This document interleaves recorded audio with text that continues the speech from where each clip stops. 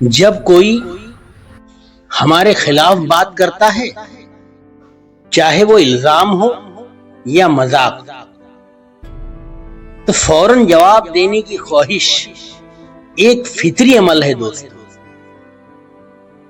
लेकिन जो शख्स खामोश रहता है वो दरअसल अपनी शख्सियत की ताकत को जाहिर करता है। खामोशी चीखने से ज्यादा गहरी होती है,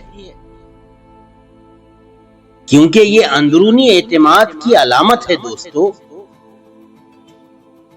सिर्फ वही इंसान खामोश रह सकता है जो अपने हक और सच पर यकीन रखता हो। खामोशी बड़ी नेमत है, याद रखें।